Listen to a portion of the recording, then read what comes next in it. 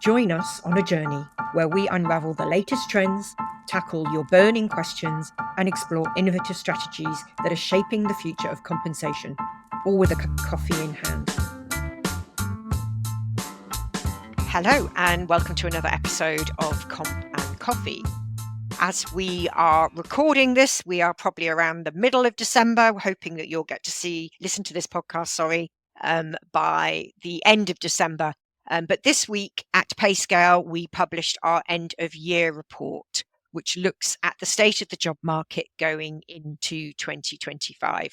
So we thought we would take the opportunity in this podcast to look at the report, and to help me do that, I'm joined again by Amy Stewart, our principal content strategist here at Payscale, and who writes pretty much most of our research here at Payscale. And would you like to introduce yourself, Amy, to the audience and explain your role? Yes, thank you so much, Ruth. It's great to be back on Comp and Coffee. So my name is Amy Stewart, and I'm the principal of content strategy for the research and insights team here at Payscale. And as Ruth mentioned, the author of the end of year report, which is the report that we do annually to look at the state of the job market and the hot jobs of the year. So we're excited to dig into that. So it's the last report off the press as we close out the year. I'm also going to take a moment in this episode to maybe be a little bit self-indulgent and reflect on some of the other research we've done this year. So hang in for that, and you'll hear maybe what our favourite reports were of the year. Okay, so tell us about the end of year report, Amy. What does it do? What does it cover? What should people be looking for when they read this report? Absolutely. So the end of the year report is really a look back at the labor market of 2024. What is going on with the job market? What is going on with hot jobs? Which jobs are the fastest growing by wages? Which are the jobs that people are looking to quit? And which are the jobs, which is new this year, that are most in demand from a job postings growth and recruiting standpoint? So very exciting research. It is a hot one for the press media outside of our podcast. There's a lot of interest in this report, and we're certainly excited to dig into those numbers and also to relay some of the so what for our audience of HR leaders and compensation professionals when it comes to managing compensation and pay increases for the coming year. So we're going to take a look at each of the lists that you've mentioned there, but let's start with maybe a broader view of what's going on in the labour market. Can you tell us what your observations are here? And I know that you write this in the report as well. So this, as mentioned, there's more detailed analysis in the full report if you're not getting what you need from the podcast. But we do pull data from the Bureau of Labor Statistics, and we analyze what the hottest trends are for the year of 2024. And obviously, we're not the only ones to do this. You can find analysis on the labor market corroborating our research from quite a few other sources. And although I am not an economist, I have become very like an economist from having to do these reports year over year. So the skinny in terms of this news is that the labor market is starting to return to a state of normal. And that's very exciting because you've all been with us through a very tumultuous couple of years following the COVID-19 pandemic. That was a crazy market. That was followed with the Great Resignation, which was an even crazier market where we were just really struggling to hold on to competitive talent. And then that was followed by really high inflation and attempts to tame inflation. So the Federal Reserve has been raising interest rates in order to make things more expensive. There's a slowed growth in the economy and also in the labor market. They were trying to do that in such a way that it did not throw the U.S. economy into a recession. And overall, they have been successful in doing that. The upshot of it is that hiring had slowed down considerably, in that in white collar jobs, in particular, knowledge workers, we were seeing slower hiring, longer hiring periods, reduced pay in some cases with salary offers, and we're starting to see that turn around. So more jobs are being put on the market. Hiring is happening faster. The hot list of top jobs for 2024 is a mix of white collar and blue collar positions, whereas last year it was all blue collar positions because we just weren't seeing fast growing wages among white collar knowledge worker jobs last year. We're also seeing unemployment creep up a little bit, and that's not too concerning levels. It's 4.2% reported, I think, of last by November. That's a little higher than it was, before the pandemic when it was 3.6%. We had a really tight competitive labor market, but it's not recession levels of high. We're just seeing some organizations react to high interest rates with layoffs and a switch to more efficient models of business. But again, we are seeing interest rates start to come down and hiring start to go back up. So if things stay on this trajectory, we'll be entering a more competitive labor market in 2025. That being said, we have just had an election here in the US and a new administration. So we don't know what's going to happen in 2025. It will depend somewhat on policy and the reaction of the market to that policy. And then this week we've seen inflation creep up again in the US. So I saw that reported 2.7% increase for Yeah. November. What impact do you think that's going to have, Amy? Well, the speculation on that is that when the Fed started cutting rates, that like loosens the reins a bit and people start buying more and hiring more, and that causes inflation to creep up. So it's a balancing act of cutting rates, but not too steeply, not too fast, in order to keep that inflation number down. So the Federal Reserve, to my knowledge, still has the targeted number of 2% inflation, and they are pulling on whatever levers they can to try to meet that 2% mark without running us into a recession. But as they cut rates, inflation goes up, which might mean they hold on cutting rates, or it might mean that they raise rates again if they consider that to be a concern. So it's all just about taming inflation, because inflation is bad for the economy. We all struggled with that over the last 2 years. They're trying to keep that number down, but there are only certain levers they can pull to do that. So we all just kind of have to wait and see what happens in terms of the market. So you can see Amy's commentary in the report. So if you can download that report, we'll include the link in the assets for this podcast. But let's take a look at some of those job lists. Let's start with the hot jobs list first. So these are the jobs that we're seeing the highest level of wage growth in our data sets. So can you talk about the methodology and which jobs we're seeing appearing in this year's list? Yeah, so the hot jobs list, or the one that we do the most in-depth analysis on, is the fastest growing wages list. And that's because we're Payscale and we care about how much people are being paid, and are they being paid more this year compared to last year, and which jobs are being paid the most this year compared to last year. So that's what that job list is. It's not a comprehensive list of all of the jobs that have seen wage growth. That's something that you would have to do internally at your organization using our compensation software to check and see, what are the comp ratios for the jobs you have now compared to market. But we are able to provide a list of top 10 jobs that are seeing the most wage growth comparatively to other jobs. And on that list, like I mentioned before, is a mix of white collar jobs and blue collar jobs.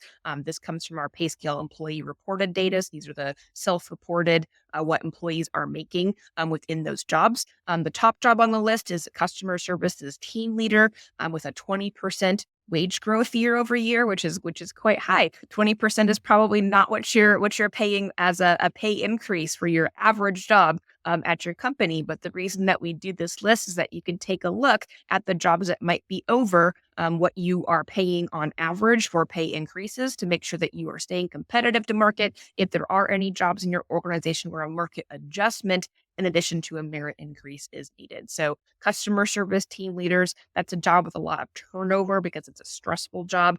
Customer service has always been a stressful job, and leading a team of customer service workers has its own picadillos as far as difficulty is concerned. We also see on the list childcare workers, day workers. Childcare has been a big thing in the media of late. It's one of those benefits that is, driving a lot of organizations to really kind of consider, what are we doing for parents.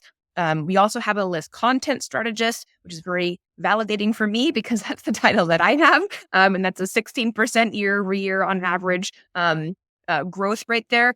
Interestingly, when we look at some of the other lists, we see copywriter also on the list for the jobs that people are recruiting the most, but it's not seeing wage growth. I think it's interesting that copywriters are seeing negative wage growth, but content strategists are seeing positive wage growth. And there's a possibility that that is being influenced by generative AI, where businesses are saying, we can now use tools to write the copy, but the strategy still has to be done by a human brain. And so we are maybe seeing a shift of the titles that people are looking to hire with those skills, and some declining wages on like the lower end of those skills.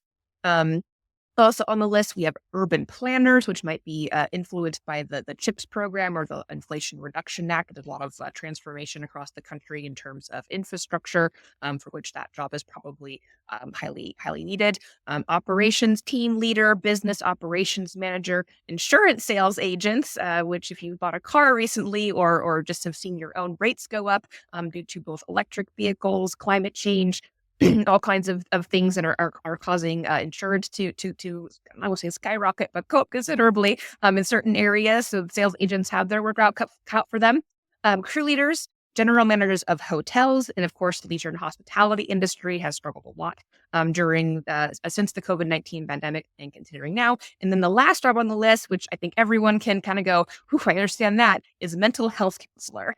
So number 10 on the list with a 13% wage growth. We do not have enough mental health counselors in this country, and we are paying extra to get more of them. So that's the top 10, and there's more details about all of those jobs on the report if you want to dig into them individually.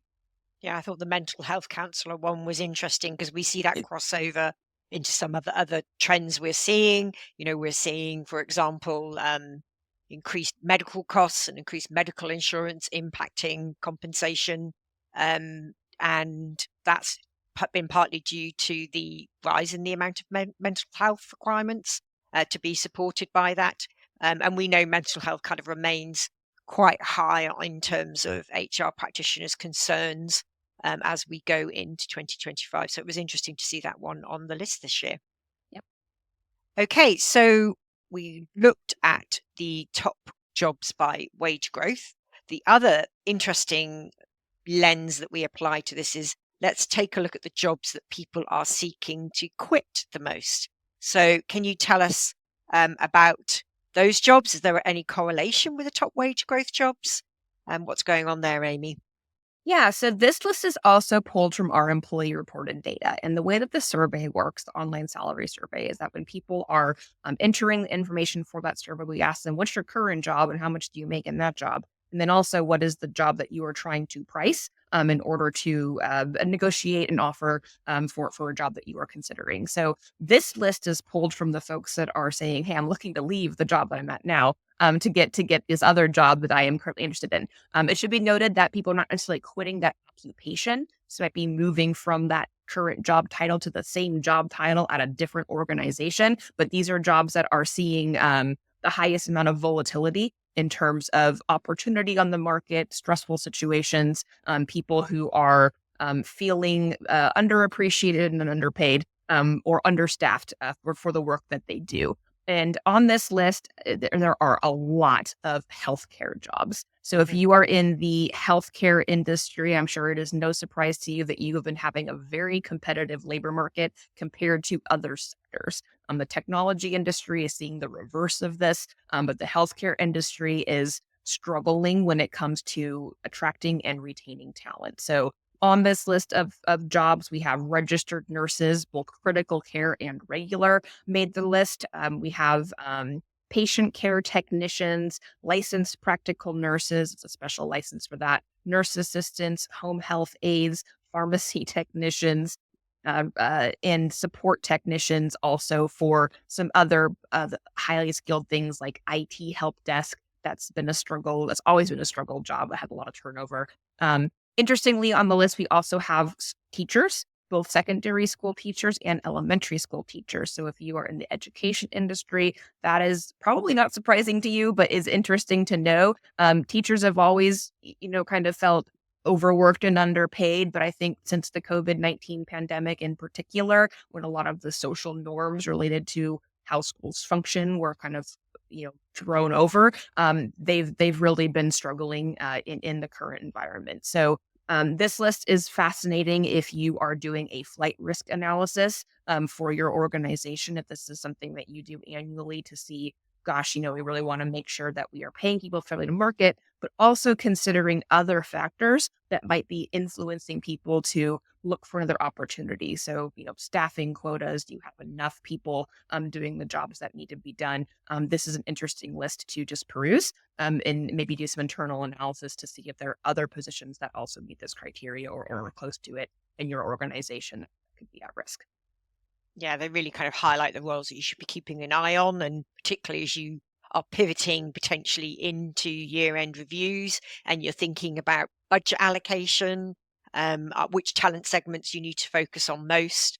Taking a look at those jobs that people are most likely to quit is probably a good resource for you. Okay, so we also were able to use some new data this year. We've been working with Lightcast on some job postings data, and we're looking at various use cases of how we'll surface that in the Payscale solutions. How do we use that data? It gave us a chance to do one more list this year. Do you want to explain that, Amy? Yeah, so we partnered with Lightcast to take a look at the recruiting scene. So not just employees that are currently on the job and are looking for other positions, but what does the recruiting market look like?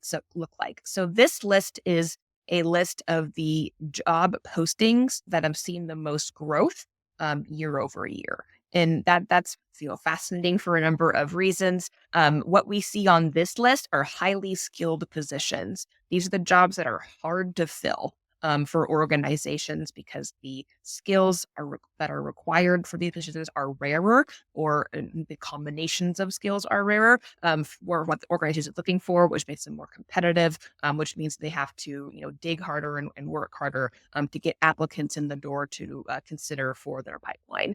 On the list includes a lot of technical healthcare positions. So similar to the jobs that people want to quit, except with the differences instead of nurses, we're seeing lab technicians, MRI technicians, EKG technicians, neurodiagnostic technicians, cytogenetic technologists, which is just a cancer specific technician.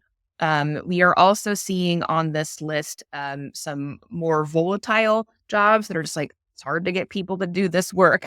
So we're seeing personal shoppers make the list. It's a very low paid job where it might be hard to get people to sign up for that.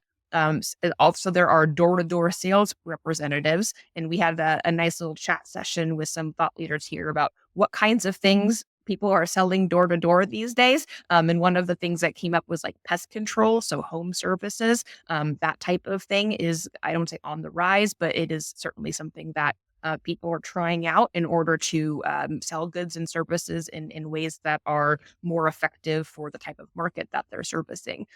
Also on this list, like I mentioned, is copywriters, but with negative wage growth. There's also survey researchers, so again, double validated, and computer scientists, which are different from software developers because computer scientists tend to have college degrees and a more well-rounded understanding of software technology, which might be of a higher value in a world where AI is starting to potentially replace some lower level software development roles. So again, it's at that strategy element of, are you able to understand holistically what the business is trying to do rather than just take tasks? That is something that we are seeing highly coveted by organizations based on this list. So there are some commonalities across the lists, it seem, and there are some areas where there are differences as well.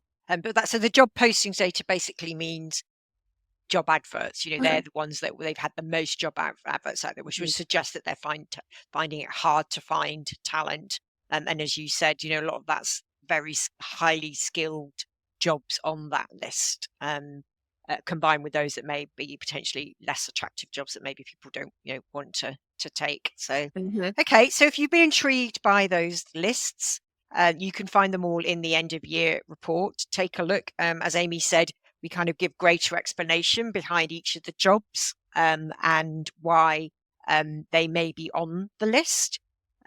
We also include with the end of year report a downloadable guide on the top predictions and recommendations for HR leaders and compensation professionals in 2025 from our thought leaders here at Payscale. So I've given my crystal ball a dust, and I've included my predictions in that guide, along with Lulu Cycley, who you've met on the podcast before, Lexi Clark, our Chief People Officer, and also Sarah Hillemeyer, who's also been a guest on the podcast, giving her predictions around AI. So you can download that, have a read, see if what you think, see if you agree with our predictions. And we'd love to hear from you in terms of what you think is going to happen in 2025. So last report of the year is, do you big sigh of relief that that's the last one out the door? Are you already thinking about 2025, Amy? Absolutely. I'm already thinking about 2025. I think this is the time of year where we have, a breath to do some strategy and some planning for the coming year. So that's definitely something that I'm thinking about. So let's do a little bit of reflection then. If you had to choose a favorite child this year in terms of the reports, which one would be your favorite this year? Or tell us about, some of the work that we've been doing here this year. Yeah, I'm happy to just give a little rundown of the reports that we've done in 2024, and then I'll tell you which one is my favorite, which probably won't come as a real big surprise to this audience. But this year we released the Gender Pay Gap Report, the Compensation Best Practices Report. Those are both of our Q1 reports that have some overlap in production because we have to do the Gender Pay Gap Report for Equal Pay Day, which is a moving target every year. And then we kind of do that interspersed while we're creating the Compensation Best Practices Report, which is our flagship annual report intended for our audience of compensation professionals and HR leaders to inform you what are the best practices in compensation management, looking at the survey data, which is currently running. So if you haven't taken the survey for the Compensation Best Practices Report, please do that. Happy to provide a link to that. You can find it on my LinkedIn and on the website.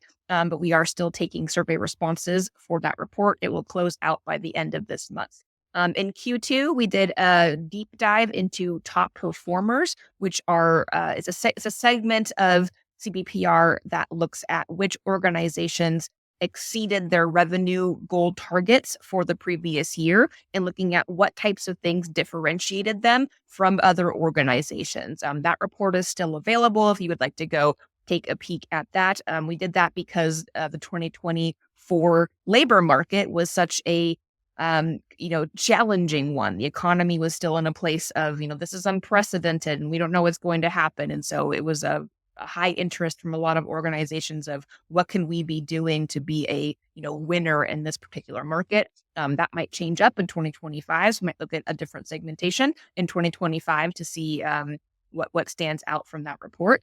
We also did a deep dive into skills-based hiring is in relation to college degrees, college or education requirements. So it's a white paper on skills-based pay that is tied to our college impact report as well as our college ROI report. College ROI report is a consumer report. It is intended for college graduates or people who are considering college to determine which school they would like to go to based on the ROI of investing in that school. But then we also provide a analysis and information to compensation professionals about how to evaluate college degrees. How do you do job evaluation?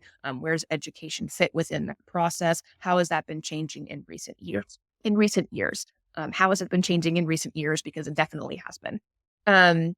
We also did our salary budget survey, which is a report that our compensation professionals also really love, and we might make some changes to it in the coming year. But this is a report that takes a mid-year look at pay increases, then provides details around what organizations gave and also are planning for merit increases, promotional increases, and salary structure increases with segmentations by a number of different things.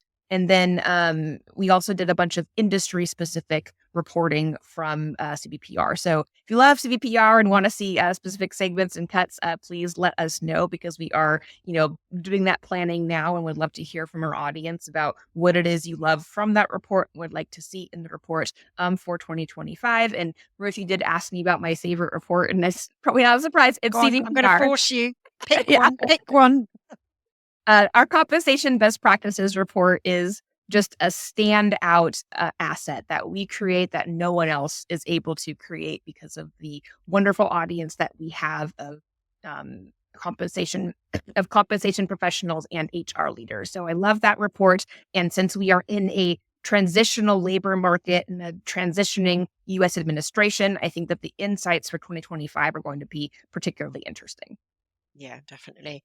CBPR is sort of like a, a sure bet favorite. I love the gender pay gap report this year because it's a topic that's dear to my heart. I love the fact that we're able to give so many insights into the causes of the gender pay gap, and to see some very interesting views of how the gender pay gap comes to life and some of the reasons that cause it. I also loved the top performers report this year. That was a great one. As I interact with customers or as I interact with prospects on webinars, one of the big questions we're always asked is, how can I justify, for example, why pay transparency is good for my business? So in that report, we were looking at those organizations that had exceeded their revenue goals in 23, and we were looking at what were the specific compensation practices that they had that potentially allowed them to get to that level of success. And pay transparency and pay communication came out very strongly there, that those organizations were differentiating themselves by adopting pay transparency and rolling out pay communications. So it was a new report for us. I always love the new reports as well. I just find them really interesting in terms of kind of looking at something very specific or point in time. So what else are you looking forward to exploring in 2025, Amy?